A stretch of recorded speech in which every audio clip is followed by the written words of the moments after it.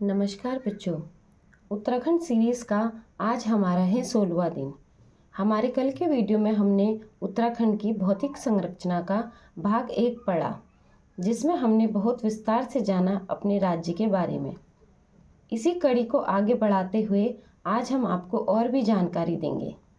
ये स्क्रीन पर आपके सामने उत्तराखंड का है फिजिकल मैप या कहें भौतिक मानचित्र, जिसमें उत्तराखंड में स्थित हिमालय और दर्रे दोनों दर्शाए गए हैं, जिससे आपको ये जानने में आसानी होगी कि किस तरीके से हिमालयों की या दर्रों की अपनी एक स्थिर जगह है।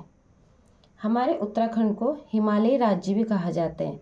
जैसे आप स्क्रीन पे देख रहे हैं, यहाँ पे ग्रेट हिमालयाज़, कुमाऊं हिमालय, लेसर हिमालय इत्यादि बहुत सारे हिमालय पाए जाते हैं। और कल मैंने आपको बताया था कि हमारा जो उत्तराखंड का क्षेत्रफल है, इसका 86.07% पर्वतीय क्षेत्र है, यानी कि यहाँ पर्वत ज़्यादा हैं, इसीलिए इसे हिमालय राज्य कहा जाता है। अब हिमालय राज्य के साथ साथ मैंने जैसे आपको बोला कि उत्तराखंड क्या है, एक पर्वतीय राज्य है। तो पर्वतीय राज्य है तो वहाँ पे दर्रे तो होंगे ही होंगे। दर्रे क्या होते हैं बच्चों? हिमालय में स्थित पर्वतीय दर्रे पहाड़ी श्रृंखला से होकर या उसके पास से गुजरने वाले मार्ग होते हैं। ये बॉर्डर पे उत्तराखंड, हिमाचल प्रदेश, जम्मू कश्मीर पहाड़ी इलाकों में आपको दर्रे अलग अलग दर्रे देखने को मिलेंगे। जैसे यहाँ पे है थांगला पास, माना पास, नीति पास, मरहिला पास, ऐसे ही लिपुलेख पास। ये सभी क्या है? इम्पोर्टेंट पास या दर्रे हैं जो उत्तराखंड की परीक्षाओं में बहुत बार पूछे गए हैं। इन दर्रों पे एक अलग सा वीडियो मैं अपने चैनल पे लेके आऊँगी। फ़िलहाल इस जानकारी को यहीं पर रोकते हैं। तो बच्चों, यहाँ पे आपको क्लियरली शायद नहीं दिख रहा होगा कि ग्रेट हिमालयाज़ कहाँ पे हैं, कुमाऊं हिमालयाज़ कहाँ पर हैं। ये तो एक फिज़िकल मैप है जो दूर दूर से आपको आइडिया लग रहा होगा कि कहाँ पर क्या है। अब मैं आपको एक क्लियर मैप की तरफ लेके चल रही हूँ, जहाँ पे मैं ड्रॉ करूँगी कहाँ पे कौन सा हिमालय पड़ता है, ताकि अगर परीक्षाओं में पूछा जाए कि किस ज़िले में कौन से हिमालय स्थित हैं तो आप उनको बता सको। ये बच्चों उत्तरकाशी, चमोली, पिथौरागढ़ के ऊपरी भाग में हमारा आता है ट्रांस हिमालय। ट्रांस हिमालय या इसको हम कहते हैं वृहत हिमालय भी कहा जाता है। उसी के नीचे उत्तरकाशी, रुद्रप्रयाग का हल्का हल्का बॉर्डर ले लेंगे, चमोली, पिथौरागढ़, यहाँ पे महान हिमालय पाए जाते हैं। उत्तर से दक्षिण की तरफ जब नीचे को आएंगे तो हमें मिलते हैं लघु मध्य हिमालय। उत्तर से दक्षिण की तरफ ट्रांस हिमालय, फिर महान हिमालय, फिर लघु मध्य हिमालय। उसके बाद आता है बच्चों शिवालिक रेंज। ये शिवालिक रेंज और महान हिमालय परीक्षाओं में बहुत बार पूछा जा चुका है। शिवालिक रेंज के नीचे हमारा आता है भाबर क्षेत्र। यह आता है हमारा भाबर क्षेत्र, जो कि तराई से थोड़ा ऊपर को आता है। और भाबर क्षेत्र के नीचे हमारा आता है तराई क्षेत्र। तराई क्षेत्र में मुख्यतः सिर्फ उधम सिंह नगर और हरिद्वार का ही हिस्सा आता है। बाकी ये तराई क्षेत्र यूपी के अंदर आता है, उत्तर प्रदेश के अंदर आता है। तो बच्चों, ये हो गया हमारे उत्तराखंड के भौगोलिक विभाजन के बारे में। आप हिमालय के बारे में, कहाँ पे क्या है, उत्तर से दक्षिण, ये अपने एक नोट्स में अच्छे से प्रॉपर तरीके से लिख लेंगे। अब मैं आगे बढ़ूंगी हमारे राज्य के सीमाओं के बारे में, अंतर्राष्ट्रीय सीमाएं और राज्य की सीमाएं। यह है बच्चों उत्तराखंड का पॉलिटिकल मैप, राजनीतिक नक्शा। इस नक्शे में आपको उत्तराखंड के 13 जिले दिखेंगे और देखने को मिलेगा कि किसके साथ वो अपनी सीमा साझा कर रहा है बच्चों। पहले हम बात करेंगे अंतर्राष्ट्रीय सीमाओं के बारे में। अंतर्राष्ट्रीय सीमा हमारा राज्य सिर्फ 2 देशों के साथ साझा करता है, वो है चीन और नेपाल। चीन के साथ जो हमारे देश की हमारे राज्य की सीमा है वो 350 किलोमीटर है।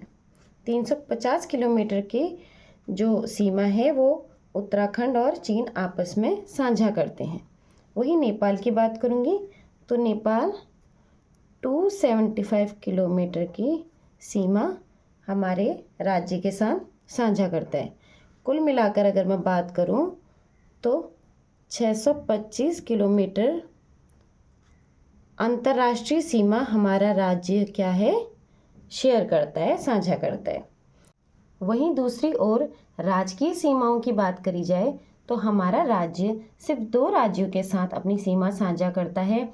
पहला है हिमाचल प्रदेश और दूसरा है उत्तर प्रदेश। बहुत से परीक्षाओं में विकल्प हरियाणा भी दिया जाता है। बच्चों अगर आप यहाँ पर देखेंगे तो उत्तर प्रदेश और हिमाचल प्रदेश आपस में सीमा साझा कर रहे हैं, लेकिन हरियाणा कहीं से भी देहरादून के साथ अपनी सीमा साझा नहीं कर रहा है। तो बच्चे अक्सर सिर्फ नक्शा देखकर चले जाते हैं और हरियाणा को भी टिक करके आ जाते हैं कि वो भी हमारे साथ सीमा साझा कर रहा है।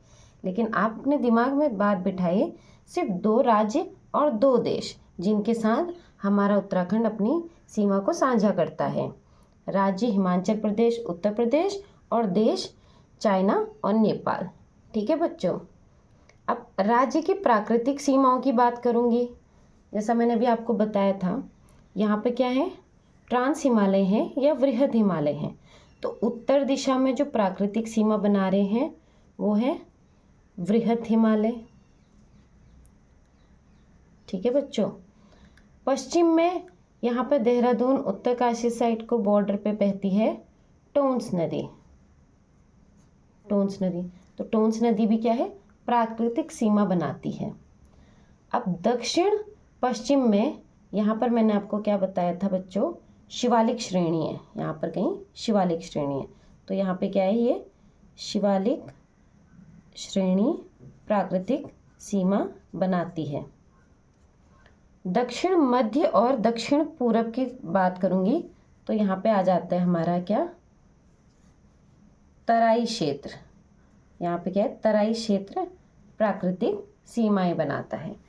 वहीं पूर्व में बात करूँगी तो नेपाल और ये पिथौरागढ़ साइड को बहती है काली नदी।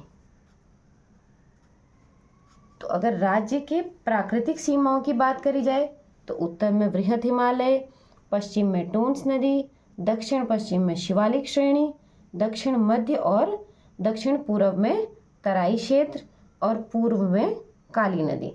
इस बात का ध्यान रखेंगे।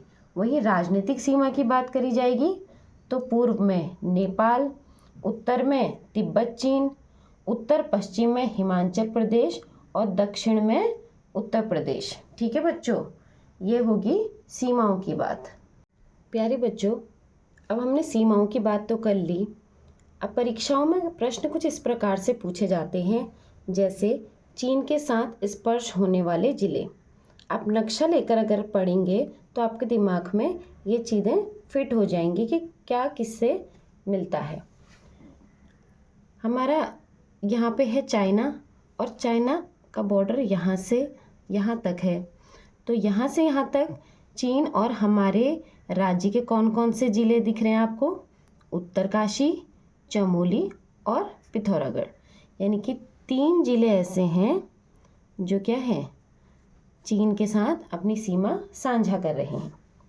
वहीं नेपाल के साथ अगर मैं बात करूँगी तो नेपाल के साथ जिसका बॉर्डर यहाँ से यहाँ तक है, पहला है पिथौरागढ़, दूसरा है चंपावत और तीसरा है उधम सिंह नगर। यानी कि नेपाल के साथ भी जो अपनी सीमा साझा कर रहे हैं वो है 3 ज़िले। अब अगर आपसे पूछा जाएगा कि कितने ऐसे ज़िले हैं जो अंतर्राष्ट्रीय सीमाओं को स्पर्श करते हैं, तो आप 3 + 3 6 लिख के मत आइएगा बच्चों, क्योंकि पिथौरागढ़ एकमात्र ऐसा ज़िला है जो दोनों देशों को स्पर्श कर रहा है। अगर पूछा जाए कुल अंतर्राष्ट्रीय सीमाओं को स्पर्श करने वाले ज़िले, अंतर्राष्ट्रीय सीमाओं को स्पर्श करने वाले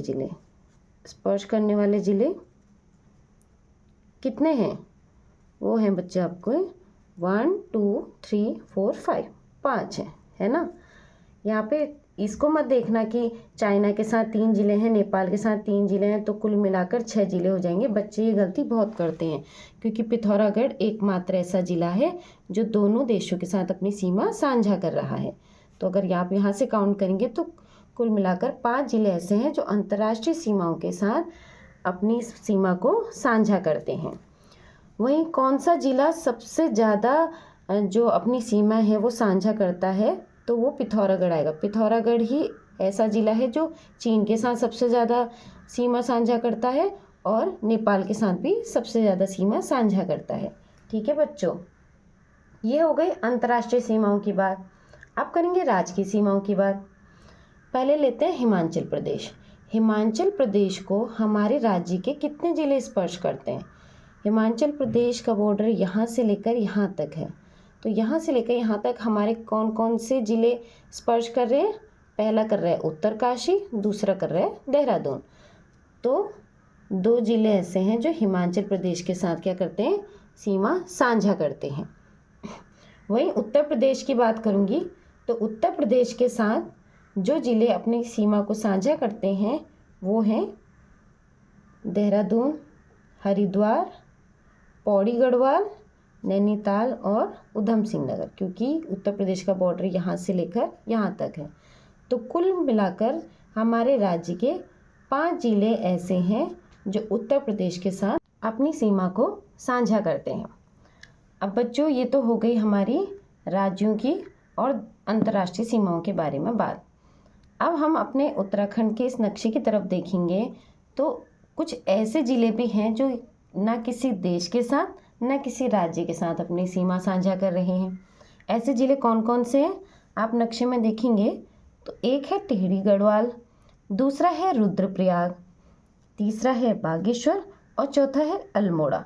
यानी कि 1, 2, 3 और 4 ये 4 ज़िले ऐसे हैं जो किसी भी देश या किसी भी राज्य के साथ अपनी सीमा साझा नहीं करते हैं।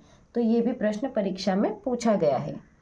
और वहीं सबसे ज़्यादा ज़िलों को स्पर्श करने वाला ज़िला अगर पूछा जाएगा तो आप यहाँ पे देखेंगे पौड़ी गढ़वाल। पौड़ी गढ़वाल के साथ ज़िले कौन कौन से स्पर्श हो रहे हैं?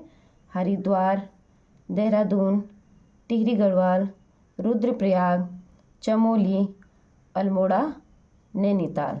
यानी कि कुल मिलाकर 7 ज़िलों के साथ अपनी सीमा को स्पर्श करता है पौड़ी गढ़वाल। ये प्रश्न भी परीक्षा में बहुत बार पूछा जा चुका है।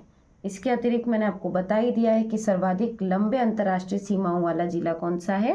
पिथौरागढ़ है। ठीक है बच्चों, तो आज के हमारे इस सेशन को यहीं पर समाप्त करते हैं। उम्मीद करती हूँ कि आपको मेरा पढ़ाया या जो मेरे द्वारा जानकारी दी जा रही है वो समझ में आ रही है। अपना प्यार इसी प्रकार बनाए रखें। धन्यवाद।